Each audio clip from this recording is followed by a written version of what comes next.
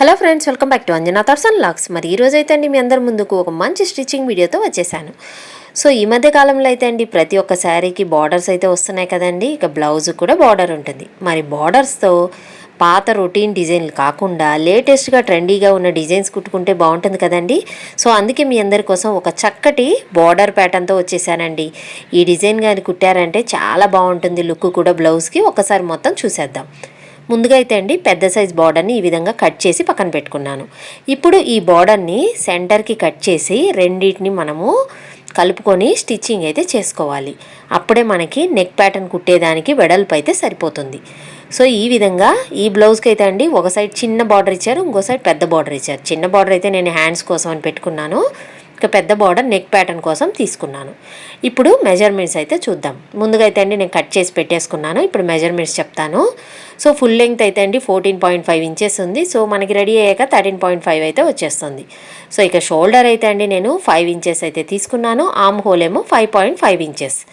So ఇక ఈ blouse అయితే అండి 34 చెస్ట్ కాబట్టి 4 పార్ట్స్ తీసుకున్నామంటే 8.5 ఇంచ్ ప్లస్ 2 ఇంచెస్ అయితే మార్జిన్. ఇక కింద వేస్ట్ లైన్ అయితే అండి 30 ఇంచెస్ ఉంది కాబట్టి 7.5 ప్లస్ 1 ఇంచ్ డాట్కి ఇక 2 ఇంచెస్ వచ్చి మార్జిన్.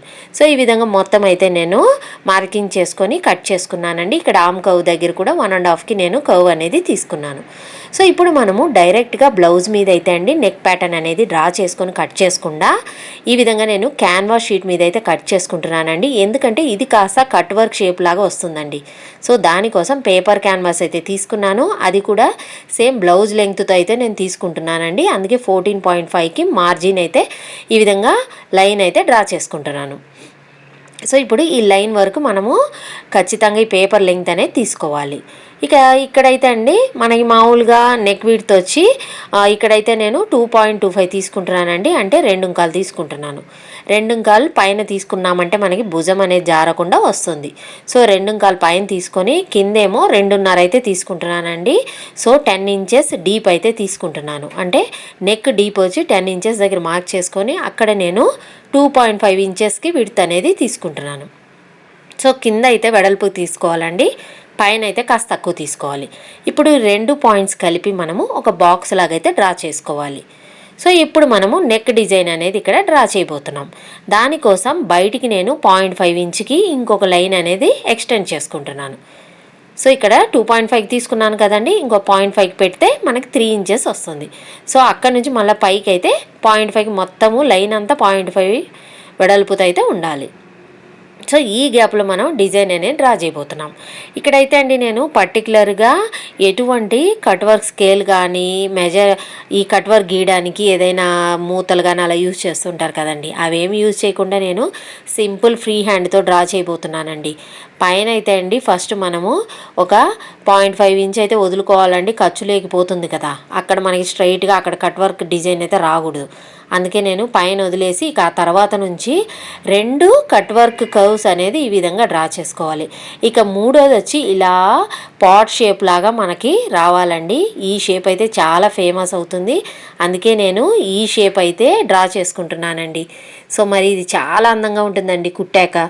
సో ఈ విధంగా చక్కగా నేను ఫ్రీ హ్యాండ్తో అయితే డ్రా చేసుకున్నాను.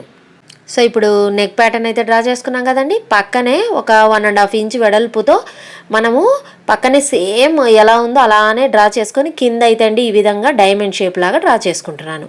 ఇప్పుడు ఈ వెడల్పులోనే మనకి బార్డర్ అనేది యూజ్ చేయబోతున్నాం మనం. సో మొత్తం అయితే డ్రా చేసుకొని ఇటువైపు కూడా సేమ్ ప్రింట్ అనేది పడేలాగా మనం చాక్తో థిక్గా డ్రా చేసుకున్నామంటే ఫుల్ నెక్ డిజైన్ అనేది మనకు వచ్చేస్తుందండి. చూసారు కదా, మనకి నెక్ ప్యాటర్న్ అయితే రెడీ అయిపోయింది. ఇప్పుడు ఆ లైన్ ఎలాగైతే డ్రా చేసామో అలాగా మనం చివర్లో అయితే అండి ఆ లైన్ మీద కట్ చేసుకొని రెడీగా పెట్టుకొని, సో ఇప్పుడు 2 బార్డర్స్ని జాయింట్ చేసిన పీస్ ఉంటుంది కదండి, ఆ పీస్ బ్యాక్ సైడ్ మీద ఈ డిజైన్ వేసిన పేపర్ క్యాన్వాస్ని దాని మీద సెంటర్కి పెట్టుకోవాలండి.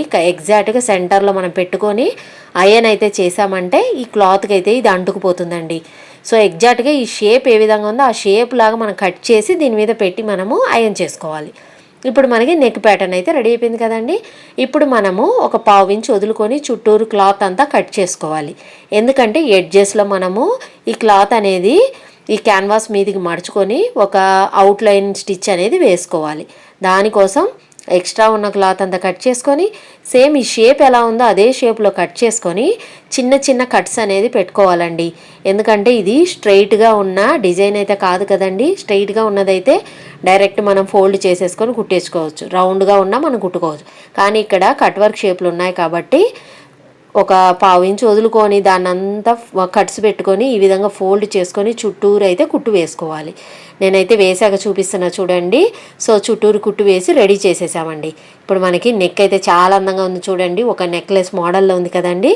ఇప్పుడు ఈ నెక్ని ఏ విధంగా కుట్టాలనేది చూపిస్తాను. సో ఇప్పుడు మెయిన్ ఫ్యాబ్రిక్ బ్యాక్ సైడ్ అయితే తీసుకొని ఇక దాని మీద లైనింగ్ పీస్ అనేది పెట్టుకున్నాను.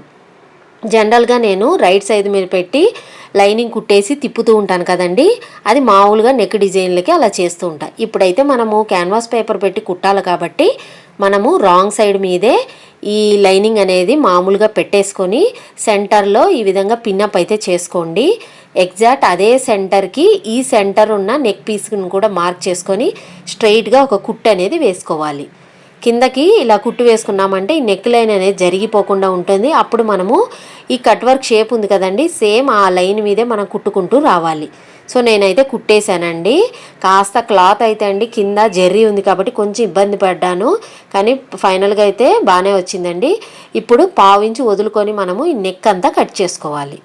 సో ఇప్పుడు కట్ చేశాక చిన్న చిన్న కట్స్ పెట్టుకొని ఎగ్జాక్ట్గా ఆ కట్ వర్క్ షేప్ ఆ కార్నర్స్ ఉన్నాయి కదండి అవన్నీ బాగా కట్స్ పెట్టుకొని మనము చుట్టూరు దగ్గర పెట్టుకోవాలండి.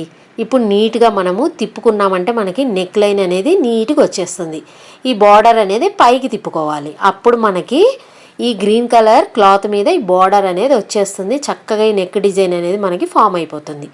సో చాలా ట్రెండింగ్లో ఉన్న ఈ కర్వ్ షేప్ నెక్ అయితే అండి చాలా ఫేమస్ అయిందండి ఈ మధ్యకాలంలో. ప్రతి ఒక్కరు ఫ్రంట్ సైడ్ కూడా వేసుకుంటున్నారండి.